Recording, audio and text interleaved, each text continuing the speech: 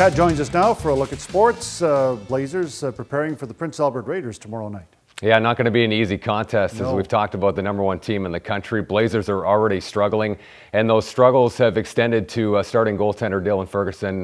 We'll catch up with him today and talk to him about what's ailing him this season, especially of late. Also, a former Blazer, Jerome McGinley, he's going to be his number 12 is going to be retired by the Calgary Flames in a couple months. A pretty cool honor for him. We'll touch on that and hear from some of his old Flames teammates coming up. The Blazers are struggling. There's no question about that. They've lost 5 in a row, and in those 5 losses, they've been outscored 26-11. Among the Blazers who have been through bumps in the road this season is Dylan Ferguson, who's been dealing with some mental hurdles that have thrown him off his game. Dylan Ferguson is going through what many other netminders have experienced during their hockey careers, and that's a struggle with confidence. Ferguson admitted he pulled himself from Tuesday night's game with Kamloops down 3-1 to Moose Jaw after the first period. You know, I just didn't think I was in the right headspace at the time, and I just wanted to do what's right for the team, and that's after talking with the coaches, that's how we felt. Ferguson says he's been struggling mentally for a bit now, and it's something he's had to battle through. I just think I'm overworking things a little bit, overthinking, and you know, I just need to calm down and play my game. There's nothing I'm not happy with. I think I think I need to step up my game a little bit. I'm not unhappy about anything. A lot of times you're taking responsibility and blame on things that, you know, maybe you're not doing anything wrong. So you be honest. You get into video, you get into the things on the ice and try to find the little things you can do to get better and remind of all the things you're doing right. And that sometimes you can do things right and it just doesn't go your way and you just stick to the plan. Head coach Serge Lajoie has been supportive of Ferguson all through it, including his decision to leave the game on Tuesday. I have to respect his decision in that case, and really found no other option.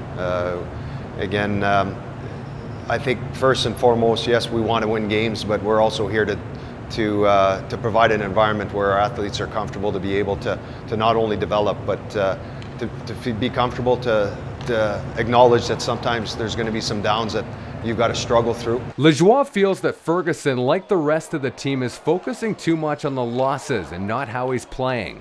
When things aren't going well or you're not getting the results that you'd hoped for with all the work that you've put in, it's easy to hang your level of confidence on wins and losses or goals scored or points. You know, for Dylan, specific to goaltending is his positioning, is you know, the saves that he's able to make, how he controls his rebounds.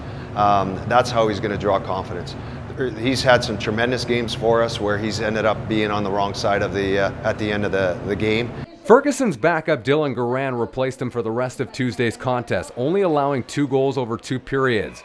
Garand understands Ferguson's struggles exactly. You remind him that it's going to be there, and it's just a process to get through. Everyone goes through it in their career, so it's not something that's only happening to him, and just reminding him that he's not alone through this. You know, I'm there for him, so is everyone else in that locker room. You get a good night's rest, you get back up in the morning and you just focus on your habits. You focus on the things that you've done well, and you've done well over a long period of time, and you get back on the horse, and that's what you do.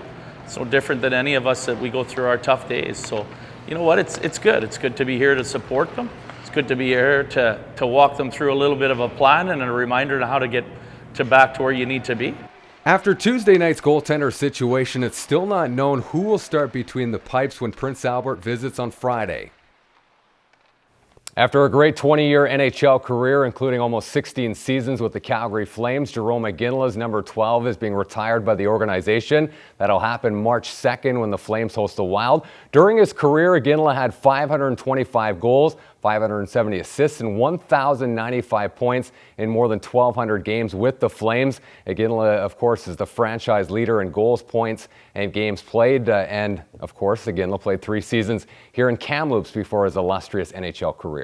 Yeah, no, that's a great honor for Jerome and well-deserved, so I think it's something that needed to be done, and I like the timing of it, so it's going to be done this year, and it'll be a fun night. Not only was a good person off ice, but on the ice he was a competitor, and when the game was on the line, he was a difference maker, and lucky enough to have a chance to play with him for 2 years and go to the finals, and what he did to this team in this city is just incredible. He's an incredible human being and an incredible player. A great leader and a great competitor.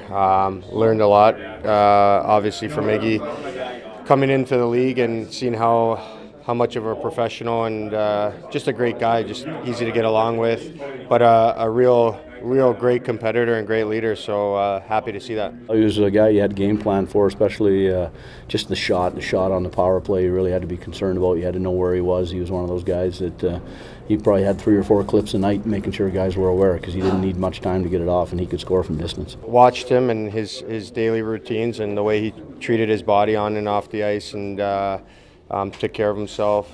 But the thing I took away from him was how competitive he was. Obviously, he was a forward, I'm a defenseman, so we played different positions, but he was competitive and had that drive day in and day out. So good to see. I think he's obviously one of the best players to play in the game, so it's nice to have him back here and celebrate him for sure.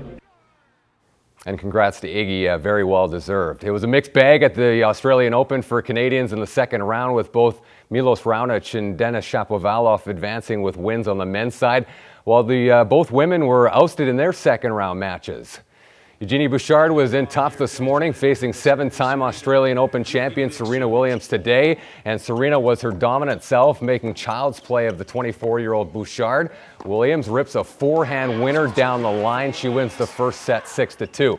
Much of the same in the second. Bouchard struggling with the serve. Serena ends the misery with an easy winner into the open court. It's a straight sets loss for Bouchard, 6-2, 6-2.